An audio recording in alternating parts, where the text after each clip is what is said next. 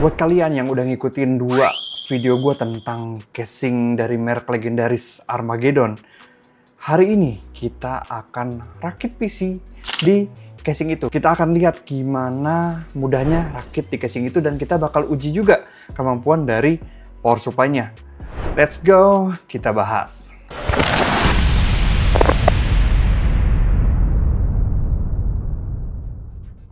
Oke, sebelum kita masuk ke perakitannya, kita bakal recap dulu sedikit tentang casing dari Alcatraz Armageddon ini. Yang pertama, ini adalah seri terbaru dari Alcatraz Armageddon yang mana power supply-nya itu diganti jadi lebih bagus. Jadi punya sertifikasi 80 plus bronze. Bayangin casing harga 300 ribuan punya 80 plus bronze, itu spesial banget buat gue. Terus dari dus box-nya ini yang pernah gue bahas sebelumnya, cantik, pakai banget. Dia pakai full print, nggak pakai kerdus-kerdus Indomie yang coklat doang kayak gitu. Jadi kalau kalian lihat ini di toko-toko, gue jamin kalian pasti tertarik buat ngelihat lebih dekat ini tuh casing apa sebenarnya. Terus dari situ juga yang bikin gue impress sama Armageddon ini, dia berani kasih testing table yang ada di kotak casingnya. Nah di sini kalian bisa ngeliat nih testing berbagai macam testing yang udah dilakukan sama Armageddon. Ini banyak banget, dan dari sini juga membuktikan kalau power supply ini mumpuni buat dipakai full load atau nyampe ke titik tertingginya. Jadi harusnya power supply ini tuh jauh lebih berkualitas daripada power supply generasi sebelumnya. Nah, yang bakal gua rakit di sini seperti yang gua bilang kemarin ya, kita nggak akan rakit PC yang mid to high, itu nggak akan karena power supply juga cuma 250 watt. Jadinya kita rakit-rakit yang tahu diri aja lah di sini. Dan pastinya kalau rakit di sini kalian masih bisa gaming, tenang aja. Nggak akan ganggu gaming kalian, atau mungkin kalian mau editing tipis-tipis pakai CapCut atau pakai Premiere yang nggak terlalu berat, itu masih oke. Kecuali kalau kalian main After Effects, nah itu baru harus dipertimbangin lagi. Cuman kalau yang ringan-ringan menengah ke bawah lah, itu masih oke lah, masih bisa main game. Dan yang akan kita rakit di sini bukan spek low end atau spek jadul. Kita pakai spek yang lumayan baru, modern masuknya. Walaupun nggak yang baru banget. Di sini gue bakal pakai PC rakitan Ryzen 5 5500 GT. Ini lumayan baru ya, AM4 tapi keluaran yang masih baru. Terus motherboardnya gue pakai Asus. Terus RAM-nya 16GB dan SSD 512GB. Gue nggak pakai VGA sama sekali karena ini udah punya VGA di prosesornya. Dan VGA ini juga udah mumpuni banget buat kalian main game-game kayak game-game kompetitif atau game AAA yang grafisnya mungkin diturunin ya, disesuaikan, itu masih sanggup banget. Kita bakal tes di sini juga. Tapi gue ingetin dulu kalau gue nggak akan banyak banget tes di sini karena ya waktunya terbatas juga, karena ini juga PC rakitan klien gue. Gue bakal tes di Cinebench, 3D Mark, dan nanti kalau ada waktu gue bakal tes di game-game kompetitif ataupun game AAA yang udah gue punya. Oke, langsung aja kita rakit. Oke, di sini udah ada motherboard, prosesor RAM, dan SSD-nya. Biar nggak makan waktu banyak, gue udah rakit duluan si prosesor RAM sama SSD di motherboardnya. Jadi tinggal pasang aja ke casing ini. Nah, kita buka aja langsung ya. Sebelumnya kita udah unboxing sedikit nih casing ini. Dan udah kelihatan dalamnya itu kayak gimana. Jadinya gue nggak perlu jelasin lebih banyak ya di sini.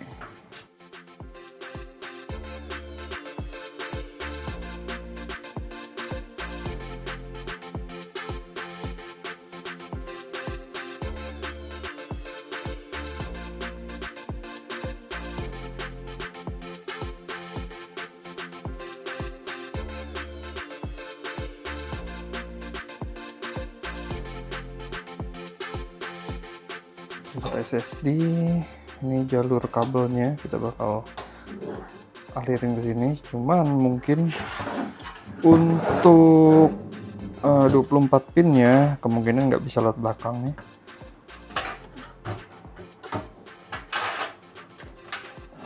Kita cek dulu ya, karena ini casing yang cukup kecil. Nah, ini motherboard yang lumayan gede buat casing MATX. Jadi hati-hati kalau kalian ngerakit, ini udah gede banget, dia bakal rapet banget ke depan nih. Space-nya cuma sekitar 2 jari. Jadi kalian harus pikirin ini juga. 2 jari, bawahnya juga cuma 1 jari nih. Jadi kalian harus pikirin kabel manajemennya mau kayak apa. Karena nggak banyak kabel manajemen yang bisa kalian lakukan di casing ini.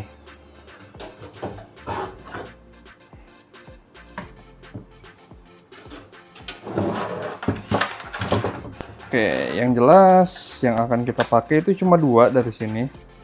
Karena kita nggak punya kipas ya belakangnya. Jadi kita nggak pakai Molex. Kita cuma 2, makanya depan ada Molex buat RGB. Ini bakal kita tarik ke belakang.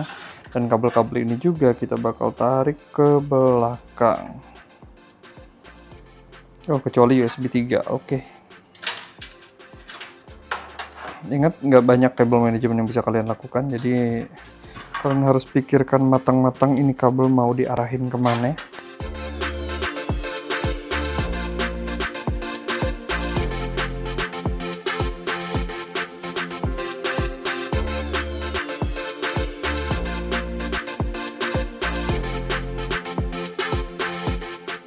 Oke, jadi kabel yang ada di depan tuh cuma ini.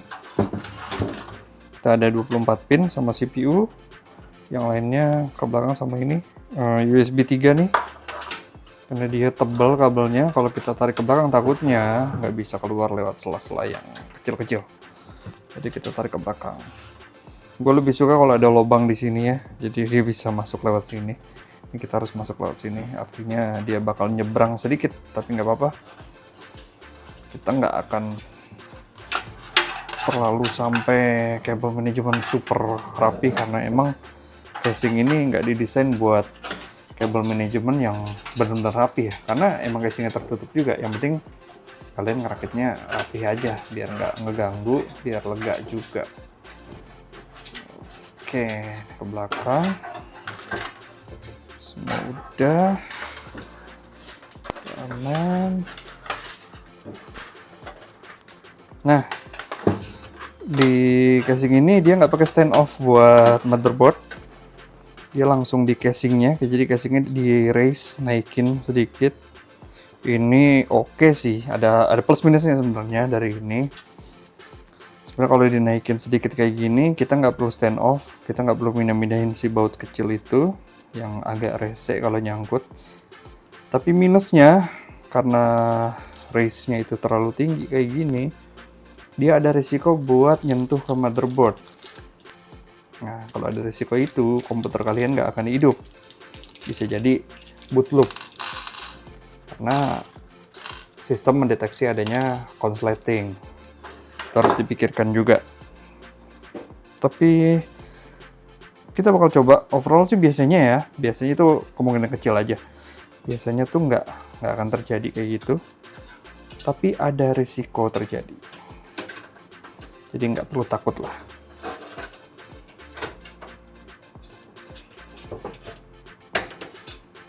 Oke, ini bakal jadi rakitan yang simpel banget karena kita nggak pakai macam-macam. Oh ya, kita harus routing kabel dulu ke bawah karena akan rapat banget.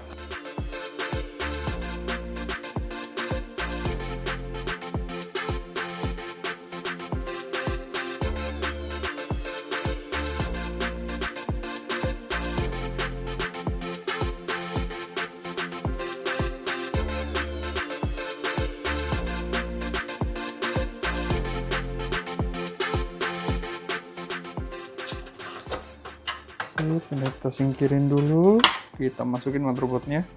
Nah, mungkin kelihatannya nggak cukup ya, tapi sebenarnya cukup aja. Cuman ya harus dibelok-belokin dikit.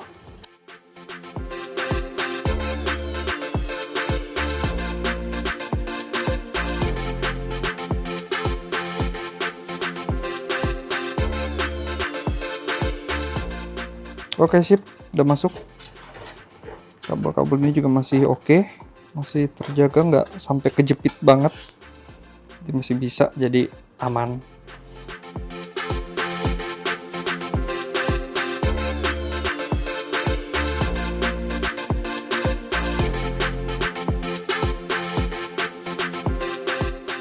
Baut udah kepasang semua.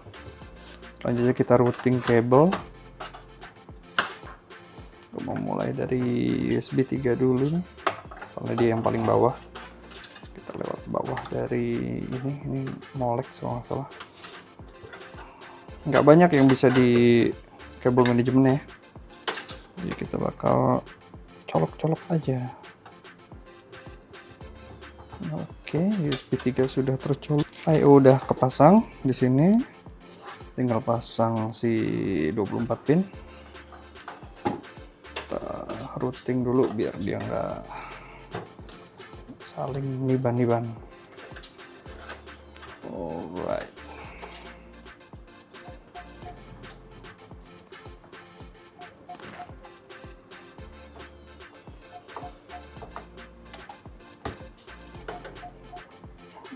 Oke, udah 24 pin yang terakhir. CPU ini CPU panjang banget kabelnya. Bakal umpetin agak ke sini ya. Situ terus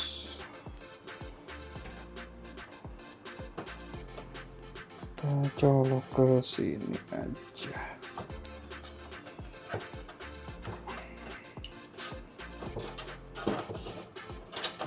Udah beres, walaupun emang nggak rapi ya, emang kabelnya agak banyak kalau kalian lihat, karena ya emang kabel manajemennya nggak sebegitunya dibuat rapih ya, dan ini casing tertutup juga, jadi bukan concern besar lah untuk kabel manajemen. Oke, kita udah balik lagi ke workshop, dan ternyata di studio itu agak susah buat setup PC ini sekalian kita tes di sana. Jadi gue bawa lagi ke workshop buat kita tes sama-sama di sini. Nah, kita recap dulu ya dari perakitan yang tadi.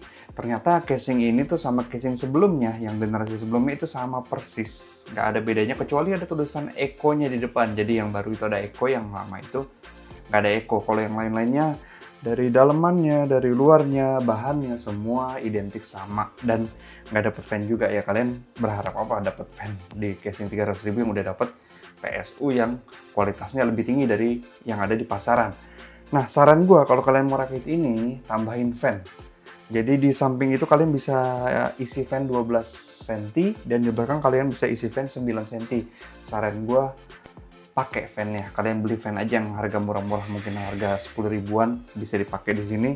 Yang hitam aja, atau kalau mau RGB juga boleh banget pasang di sini. Dan saran gue jangan pasang fan di depan, karena di depannya ini akan banyak banget kabel, karena di sini kabel manajemennya agak kurang ya.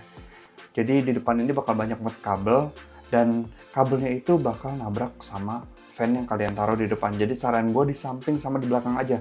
Toh PC yang kalian rakit di sini itu nggak akan powerful banget. Jadi akan terbatas di Ryzen 5, i5 atau VGA-nya yang pakai power dari PCIe aja, nggak ada power dari PCIe slot maksudnya, bukan PCIe power supply. Jadi harusnya nggak ada masalah kalau kalian masang fan-nya cuma di samping sama di belakang. Nah, untuk yang akan kita uji di sini, kita akan uji 3D Mark dan Cinebench-nya, dan kita akan lihat wattage-nya berapa nih. Saat idle berapa, saat full load gaming atau full load Cinebench itu berapa. Dan dari situ kita bakal tahu apakah PSU ini bisa handle load dari PC ini. Nah, bakal mati sendiri kan nih, siapa tahu pas kita full load gaming dia mati sendiri gitu kan. Itu tandanya PSU ini nggak sanggup. Tapi kalau menurut gue sih ya, sekitar di 150-an harusnya full load dari PC ini. Kita bakal lihat nanti, langsung aja kita tes.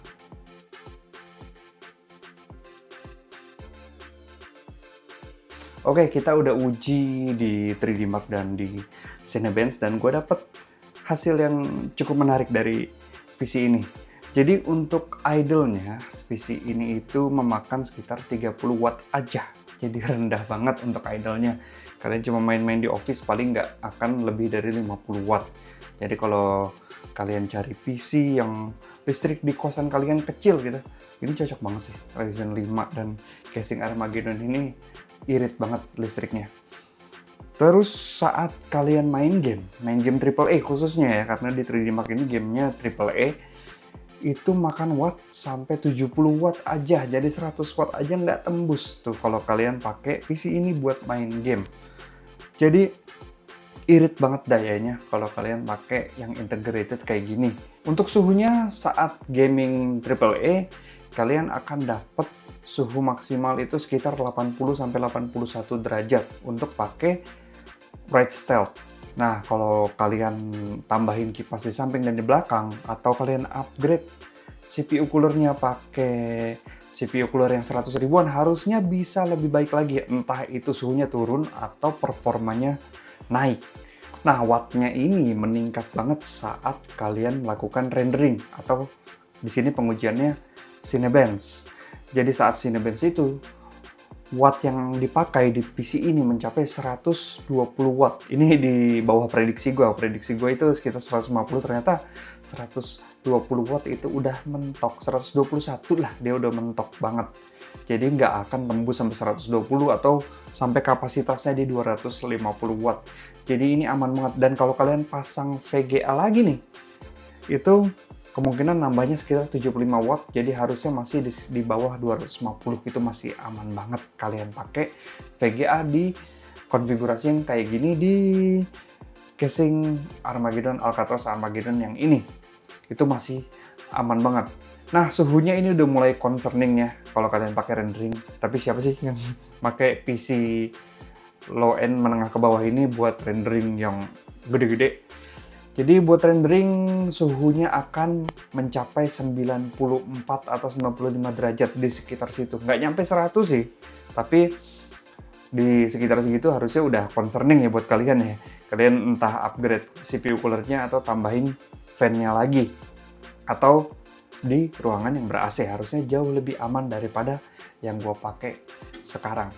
Jadi kesimpulannya menurut gue, Armageddon berhasil banget upgrade power supply-nya jadi lebih powerful dan lebih efisien dan lebih modern buat zaman sekarang.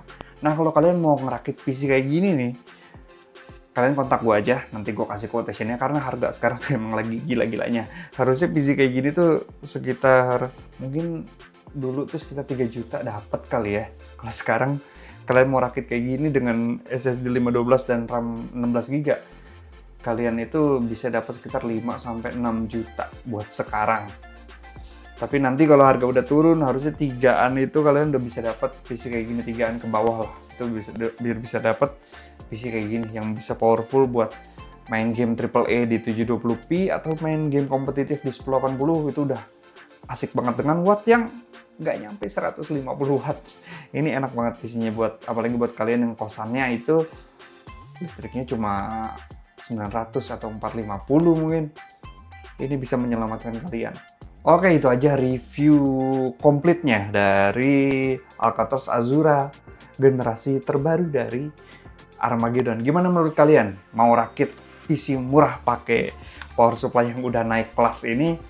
Atau kalian mau stick sama PSU-PSU kalian yang ada di luar sana?